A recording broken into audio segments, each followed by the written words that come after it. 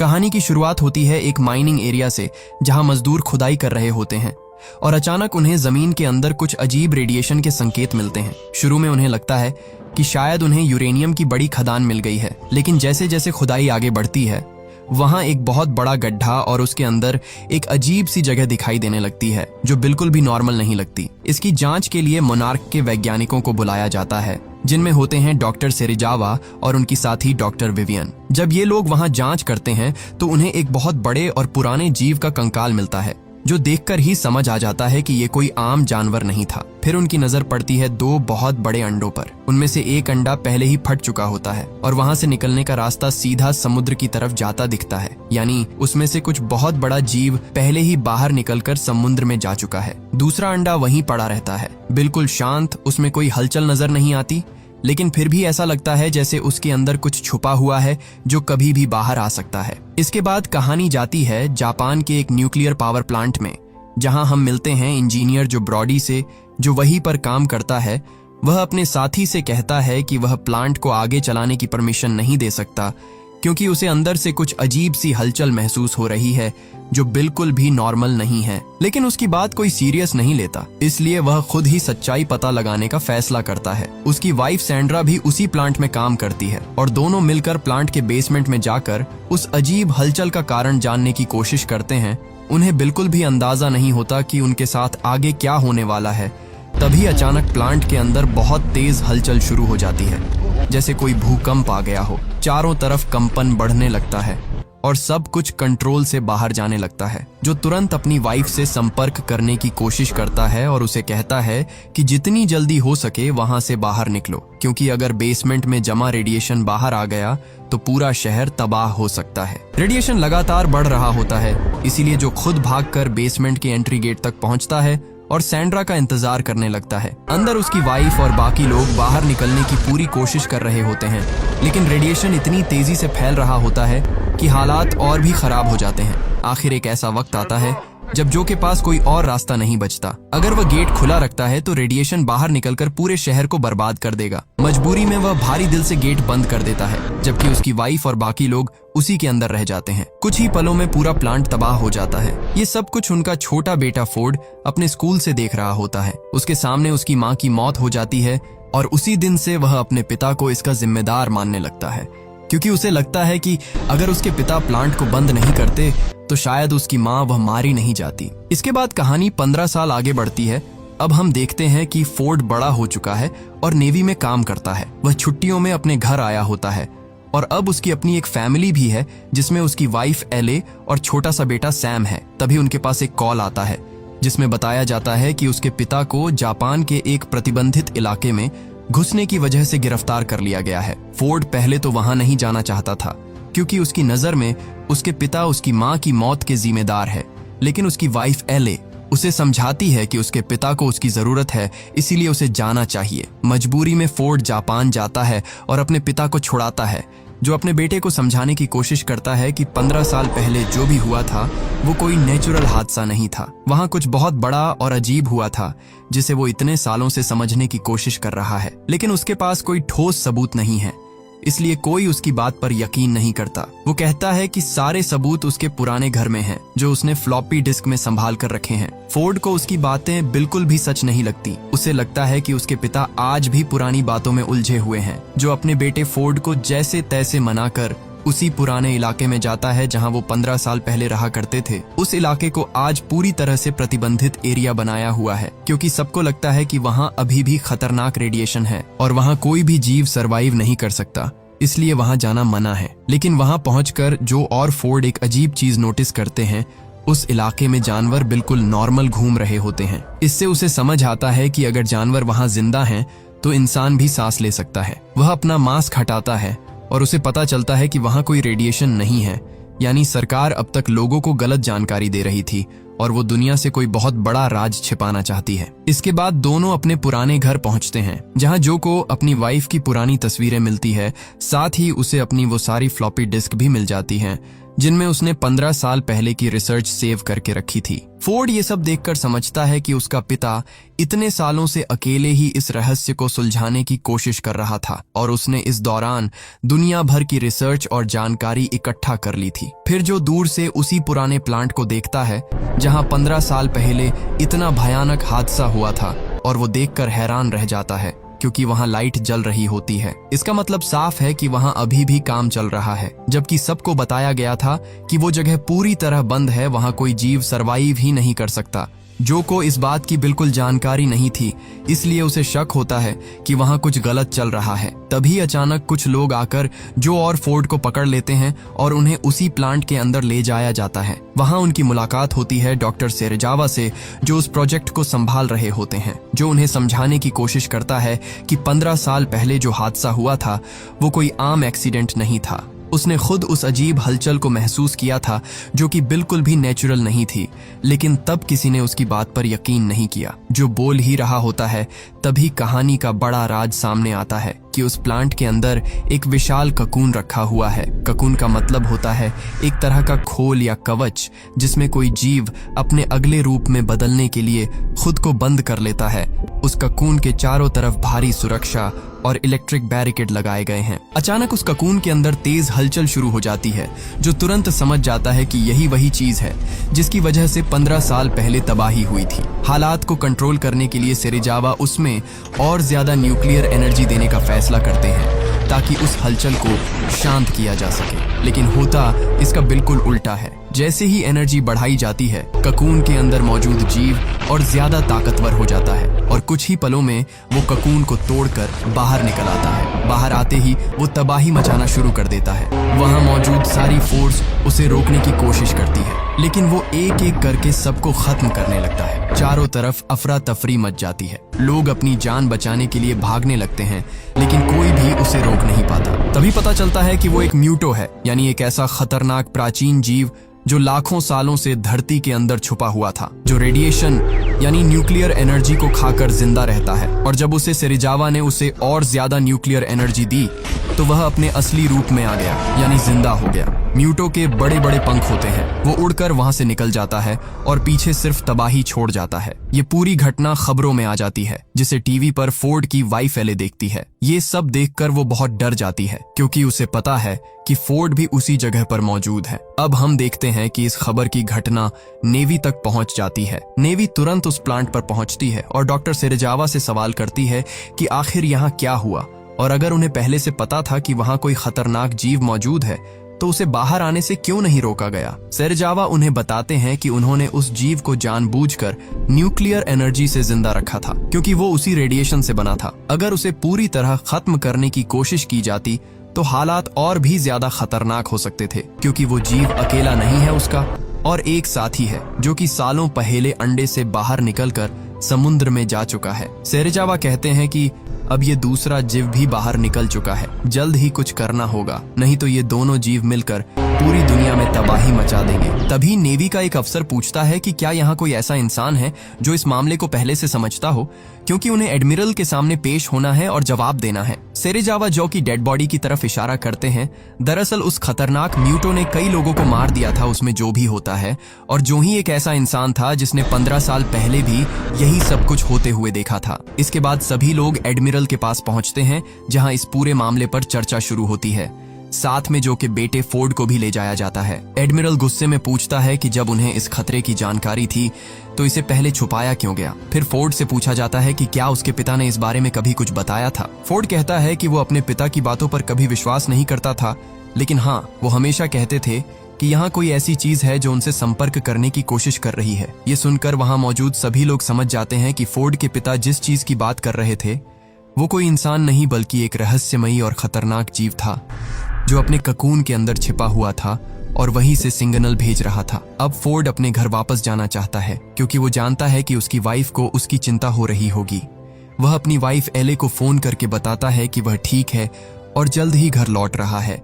उसका घर कैलिफोर्निया में होता है और वह वहीं वापस जाने के लिए निकल पड़ता है। अब हम देखते हैं कि नेवी उस जीव को ढूंढने की पूरी कोशिश कर रही होती है, लेकिन क्योंकि वो पूरी तरह रेडिएशन से जुड़ा हुआ है, इसलिए उसे रडार पर ट्रैक करना बहुत मुश्किल हो जाता है। इसी दौरान एक बड़ी रूसी न्यूक्लियर सबमरीन न्यूक्लियर मिसाइल लेकर उस इलाके से गुजर रही होती है, लेकिन अचानक वो लापता हो जाती है। कुछ समय बाद उसका पता चलता है और सब हैरान रह जाते हैं, क्योंकि वो किसी समुद्र में नहीं बल्कि एक घने जंगल के अंदर पड़ी होती है। जब टीम वहां पहुंचती है तो उन्हें समझ आता है कि उस म्यूटो ने उस पूरी सबमरीन को तोड़ दिया है और उसके अंदर मौजूद न्यूक्लियर मिसाइल को खा गया है। अब वो और ज्यादा ताकतवर हो चुका है और आगे बढ़ रहा है। यही से सेना को ये एहसास हो जाता है कि ये कोई आम खतरा नहीं है, बल्कि ये एक ऐसा जीव है जो न्यूक्लियर एनर्जी को अपनी ताकत बनाने के लिए इस्तेमाल कर रहा है। अब हालात को समझते हुए सेना तुरंत उसे ढूंढने के लिए अपने सारे सिस्टम एक्टिव कर देती है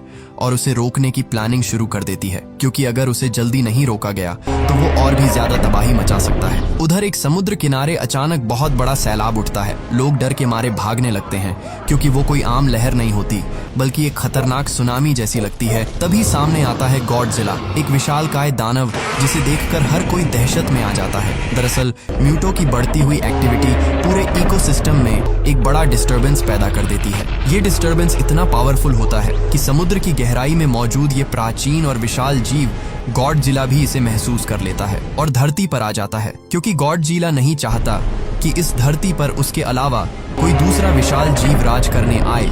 इस खतरे से बचने के लिए सेना उस पर हमला करने के लिए फाइटर जेट्स भेजती है, लेकिन उनके मिसाइल गॉडजिला पर कोई असर नहीं डाल पाते। गॉडजिला बिना रुके अपने रास्ते पर आगे बढ़ता रहता है, जैसे उसे म्यूटो को ढूंढना है और खत्म करना है। दूसरी तरफ हम देखते हैं कि एक ट्रेन जो हवाई शहर से गुजर रही होती है उसे म्यूटो बीच में ही तबाह कर देता है। अब हालात पूरी तरह बेकाबू हो चुके होते हैं। इसी बीच गॉडजिला शहर की तरफ बढ़ता है और म्यूटो को पकड़ने की कोशिश करता है, लेकिन म्यूटो उससे लड़ने की बजाय वहां से उड़कर भाग जाता है। ये बात सेना और डॉक्टर सेरेजावा दोनों को अजीब लगती है, क्योंकि इतना ताकतवर जीव सामने होने के बाद भी वो लड़ाई से बच रहा है। इसके बाद उन्हें शक होता है कि ये म्यूटो अकेला नहीं है, वो किसी और से संपर्क करने की कोशिश कर रहा है। तब उन्हें याद आती है 15 साल पुरानी उस दूसरे अंडे की, जिसमें से एक अंडे से ककुन बनकर म्यूटो बन गया, लेकिन दूसरा अंडा अभी भी वही था जो बिल्कुल शांत था। उसमें कोई हलचल नहीं थी, इसलिए सभी को लगा कि वो बेकार है। लेकिन अब शक बढ़ने लगता है कि कहीं वही दूसरा अंडा अब एक्टिव तो नहीं हो गया। इसीलिए वो तुरंत पूछते हैं कि दूसरा अंडा आखिर है कहाँ। तब उन्हें बताया जाता है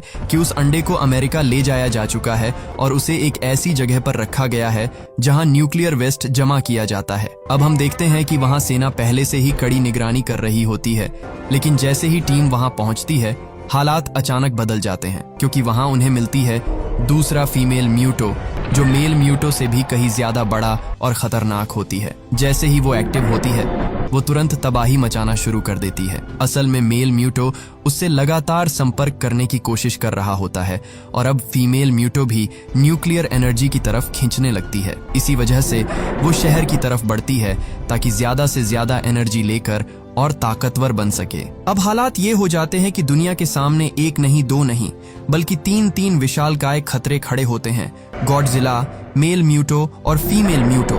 अब हम देखते हैं कि एडमिरल फैसला लेता है कि इन सबको खत्म करने का एक ही तरीका है कि इन्हें न्यूक्लियर मिसाइल से उड़ा दिया जाए। लेकिन डॉक्टर सेरेजावा और उनकी टीम इस प्लान के खिलाफ जाते हैं। वो समझाते हैं कि ये जीव न्यूक्लियर एनर्जी से ही ताकत लेते हैं। अगर उन पर न्यूक्लियर अटैक किया गया तो वो खत्म होने की बजाय और ज्यादा खतरनाक हो जाएंगे। एडमिरल उनसे पूछता है कि अगर ये तरीका सही नहीं है तो फिर दूसरा रास्ता क्या है। लेकिन हालात इतने खराब होते हैं कि आखिरकार न्यूक्लियर मिसाइल इस्तेमाल करने की तैयारी शुरू कर दी जाती है। अब हम देखते हैं कि फोर्ड अभी भी घर नहीं गया है। फोर्ड अपनी वाइफ एले से संपर्क करने की कोशिश करता है। काफी देर बाद बात होती है और वो उसे भरोसा दिलाता है कि वो ठीक है और जल्द घर आएगा, लेकिन अभी उसे एक जरूरी मिशन पूरा करना है। फोर्ड अब सेना के साथ रुकने का फैसला करता है। उसे एहसास होता है कि पहले उसने अपने पिता की बात पर विश्वास नहीं किया, लेकिन अब उसके पास आखिरी मौका है कुछ सही करने का। दरअसल फोर्ड नेवी में बम डिफ्यूजल एक्सपर्ट होता है। उसे मिसाइल और बम को संभालने की पूरी जानकारी होती है। सेना न्यूक्लियर मिसाइल को एक ट्रेन के जरिए ट्रांसफर करने की तैयारी करती है और फोर्ड भी उसी मिशन का हिस्सा बन जाता है। यहाँ एक और खतरनाक बात सामने आती है कि ये म्यूटो बिजली जैसी एनर्जी को कंट्रोल कर सकते हैं। जब भी ये हमला करते हैं तो पूरे शहर की बिजली एक झटके में बंद हो जाती है। इसी वजह से जब सेना उन पर हमला करने की कोशिश करती है तो कई बार उनकी अपनी ही टेक्नोलॉजी फेल हो जाती है और कई विमान क्रैश हो जाते हैं। अब हालात इतने बिगड़ चुके होते हैं कि सेना को अपने पुराने और अलग तरीके के हथियारों का सहारा लेना पड़ता है, क्योंकि म्यूटो की वजह से सारी मॉडर्न टेक्नोलॉजी बार बार फेल हो रही थी। अब सेना ऐसी मिसाइलें लाती है जो इलेक्ट्रिक सिस्टम पर डिपेंड नहीं करती, जो बिना इलेक्ट्रिसिटी के भी काम कर सके।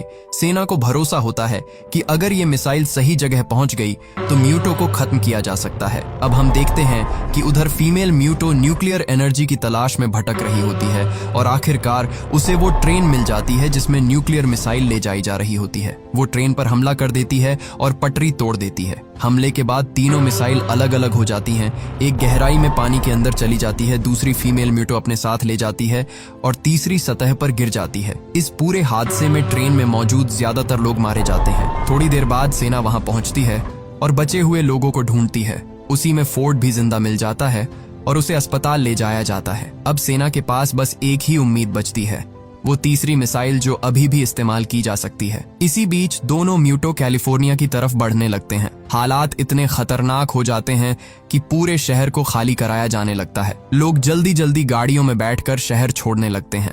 फोर्ड की वाइफ एले भी अपने बेटे सैम को मजबूरी में वहां से भेज देती है ताकि वो सुरक्षित रह सके। शहर के बाहर एक बड़े ब्रिज पर सेना पूरी तैयारी के साथ खड़ी होती है। बड़े बड़े हथियार लगाए जाते हैं ताकि अगर गॉडजिला या म्यूटो वहां आए तो तुरंत हमला किया जा सके। इसी दौरान वहां एक स्कूल बस भी होती है जिसमें छोटे छोटे बच्चे बैठे होते हैं और तभी वहां गॉडजिला की एंट्री होती है। सबको लगता है कि अब सब खत्म हो जाएगा, लेकिन गॉडजिला उन बच्चों या बस को नुकसान नहीं पहुंचाता।